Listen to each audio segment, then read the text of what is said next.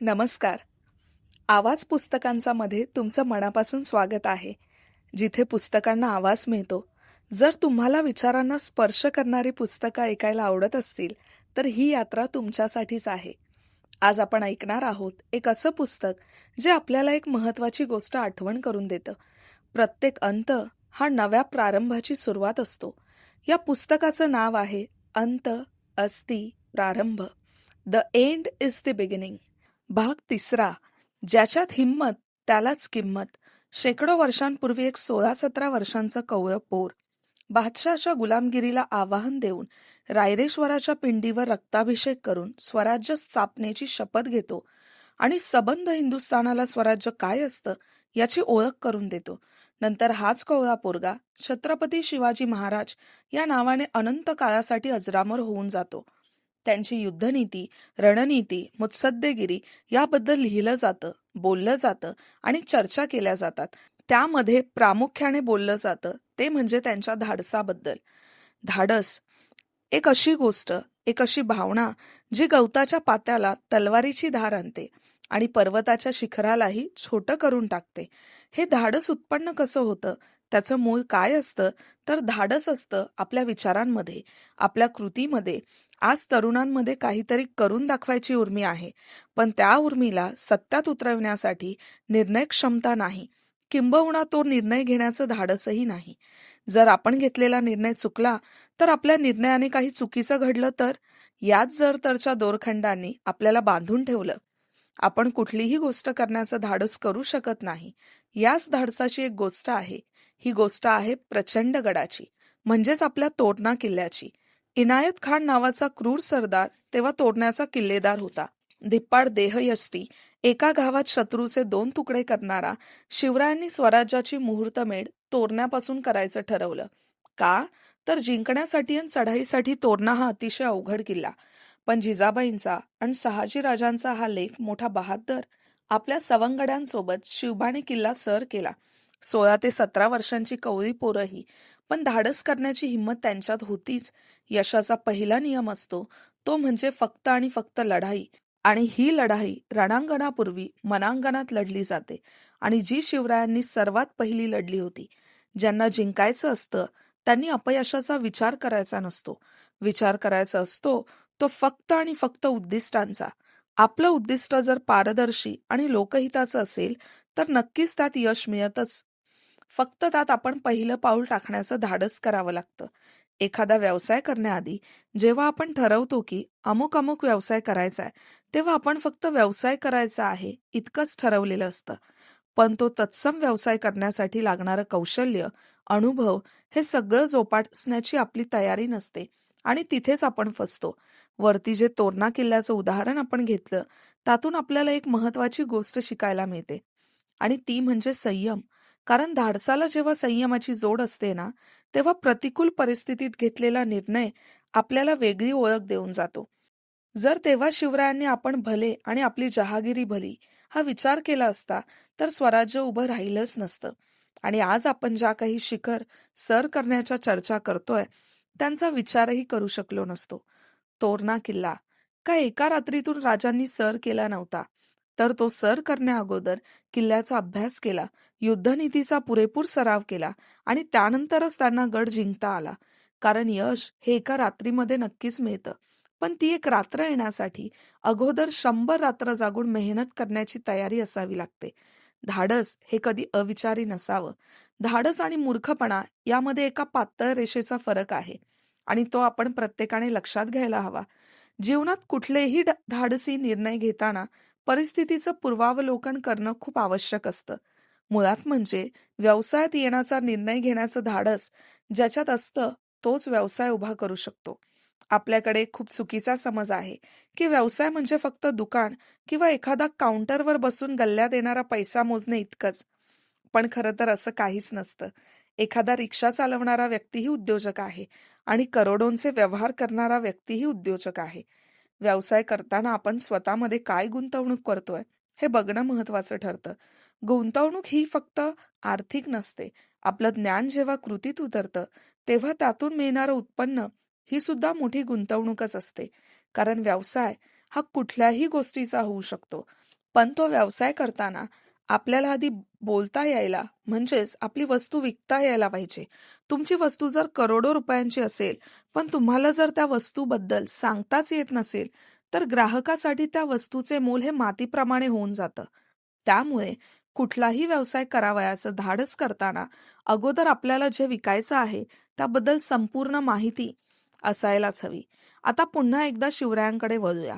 शिवराय हे काही फक्त लढाईपुरते किंवा ठराविक प्रसंगांपुरते मर्यादित नव्हते. शिवरायांची एक रणनीती होती. इंग्रजी भाषेत तिला स्वॉट असं म्हणतात. ह्या स्वॉटचा उपयोग करून व्हिएतनामने कित्येक वर्ष अमेरिकेसारख्या बलाढ्य देशाला झुंजवत ठेवले. या शब्दाची फोड केल्यावर strength, weakness, opportunities and threat analysis हे शब्द तयार होतात. आता या शब्दांची खरी अंमलबजावणी आयुष्यात कशी करायची हे आपण समजून घेऊया. स्ट्रेंथ्स म्हणजे शक्ती किंवा जमेच्या बाजू. समाजामध्ये अथवा दैनंदिन जीवनामध्ये आपण काहीतरी नवीन आणि प्रभावीशाली करण्याचा प्रयत्न करत असतो, तेव्हा आपल्याकडे क्षमता आणि सामर्थ्य असणं फार आवश्यक असतं. तथापि या क्षमता आणि सामर्थ्याची सर्वात मोठी ताकद असते ती म्हणजे आपली सकारात्मक विचारांची कास, ज्यामध्ये सकारात्मक विचार करण्याची आणि आलेल्या आव्हानांना भेदण्याची उर्मी जागृत असते. त्याचं जीवन रथाचं चक्र कुरुक्षेत्राप्रमाणे कधीच धसू शकत नाही. या स्पर्धेच्या युगात आपलं अस्तित्व टिकवायचं असेल तर आपल्याला सामर्थ्यवान व्हावेच लागेल. कारण जग हे सामर्थ्यशाली व्यक्तींसमोर नतमस्तक होत असतं, दुर्बलतेपुढे मुळीच नाही. मग हे सामर्थ्य म्हणजे व्यक्तीमध्ये खालीलप्रमाणे असू शकतं. सकारात्मक दृष्टिकोन, कठोर परिश्रम घेण्याची तयारी, जबाबदारीचं भान, आलेल्या प्रसंगाला तोंड देण्याचं सामर्थ्य, जिज्ञासू वृत्ती, संभाषण कौशल्य. ह्या सगळ्या गोष्टी म्हणजेच एखाद्या माणसाची शक्ती असू शकते. विकनेस अर्थात कमकुवतपणा. या जगामध्ये जन्माला आलेली कोणतीही व्यक्ती परिपूर्ण मुळातच नसते. प्रत्येक व्यक्तीमध्ये काही ना काही कमतरता या असतातच. साधारणतः त्या कमतरता आपल्या लक्षात येत नाहीत.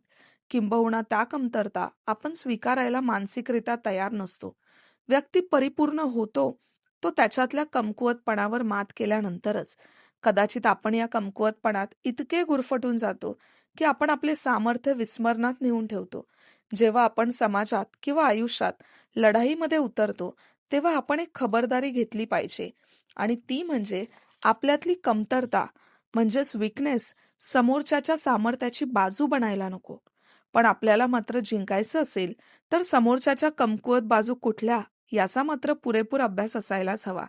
कारण भगवद्गीतेमध्ये सुद्धा हेच सांगितलं आहे की युद्ध जिंकायचं असेल तर प्रथमतः आपल्या कमकुवत बाजू भरभक्कम अवस्थेत न्यायला हव्या.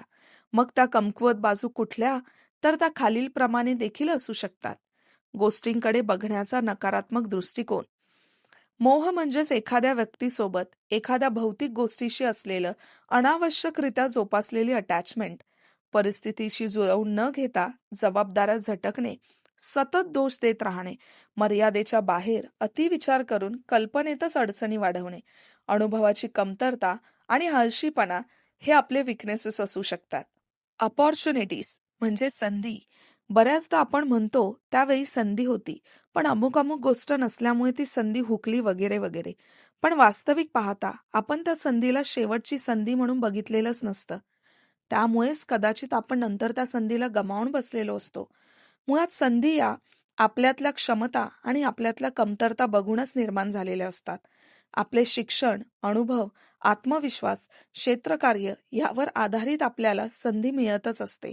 त्याचप्रमाणे आपल्या सभोवताली काय घडते आहे यावर आधारित असलेल्या संधी सुद्धा निर्माण होऊन त्या आपल्याजवळ येतात.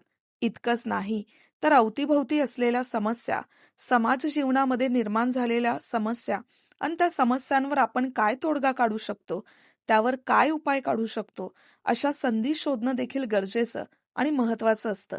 खरं तर संधी म्हणजे आपल्याला आलेली अडचण आणि त्यावर आपण काढलेला मार्ग किंवा उत्तर.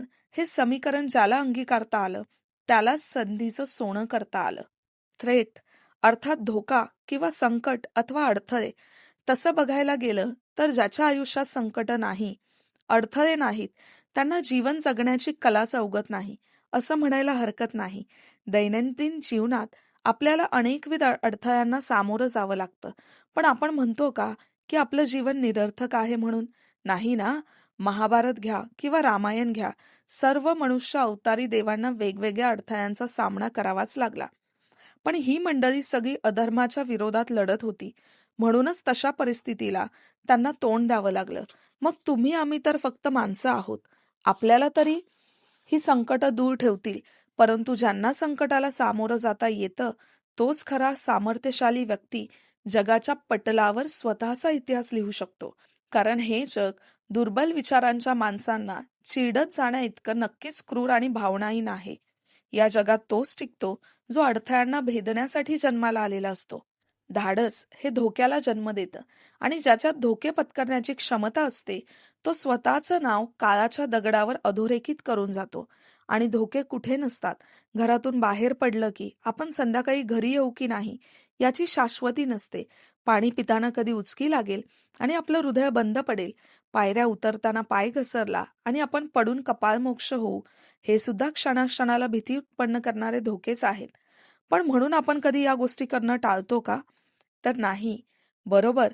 मग आपण जीवनात काही उद्देश मिळवायचा असेल, तर मग का घाबरतो? आपण शेवटी या भूतलावर कोणीही शाश्वत जीवनाचं बाळकडू घेऊन जन्माला आलेलं नाही. मग का आपण मोहाच्या भानगडीत पडायचं? त्यापेक्षा आपण धाडस करत, धोके पत्करत आयुष्य इतकं मोठं करायचं, की मेल्यानंतर सुद्धा आपल्या कार्याची गाथा लोकांच्या किस्स्यांमध्ये, गोष्टींमध्ये आणि आठवणींमध्ये घर करू गेली पाहिजे. धाडस करणे हे नैसर्गिक वरदान आहे, कारण ते आपल्याला आव्हानांचा सामना करण्याची क्षमता प्रदान करते. प्रत्येक व्यक्तीमध्ये काहीतरी नवीन करण्याची, अज्ञात क्षेत्रात पाऊल ठेवण्याची इच्छा असते. धाडसामुळे आपण नवनवीन संधींचा स्वीकार करतो आणि त्यातून आपल्याला नवीन अनुभव मिळतात. उदाहरणार्थ, एखाद्या व्यक्तीने व्यवसाय सुरू करण्याचे धाडस केल्यास तो अनेक अडचणींचा सामना करूनही त्यातून शिकतो आणि त्याचा आत्मविश्वासात वाढ होते. धाडसाच्या बळावरच जगातील अनेक महान शोध लागले आहेत आणि अनेक क्रांतिकारक बदल घडवून आणले गेले आहेत. धाडस हा गुण आपल्याला अडचणींवर मात करण्याची ताकद देतो. जीवनात येणाऱ्या विविध संकटांना तोंड देण्यासाठी धाडस आवश्यक आहे. धाडसामुळे आपली निर्णय क्षमता वाढते आणि त्यामुळे संकटसमयी योग्य निर्णय घेण्याची क्षमता निर्माण होते.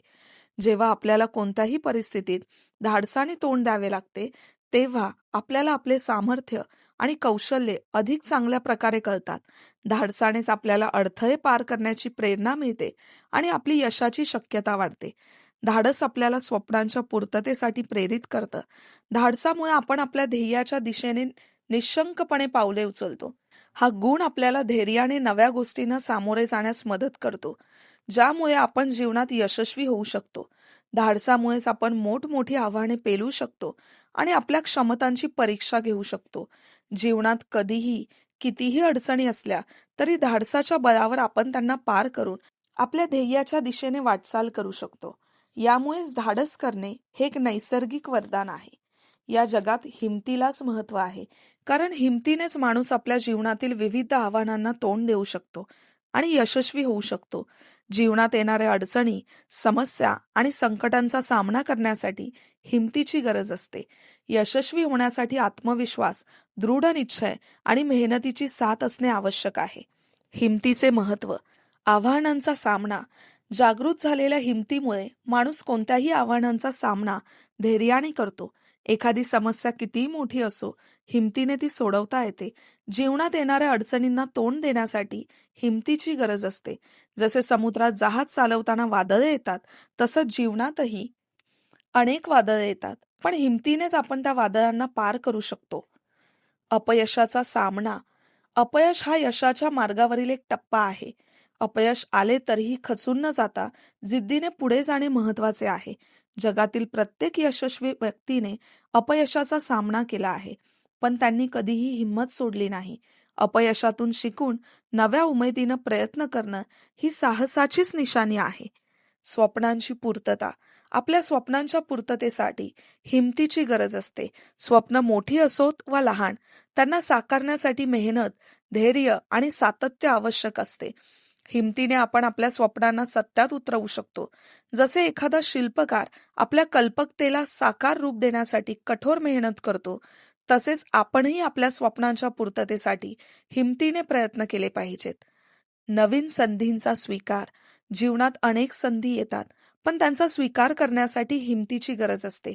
नवीन संधींमध्ये नेहमीच काहीतरी नवीन शिकण्याची संधी असते, पण त्यासाठी धैर्याची आवश्यकता असते.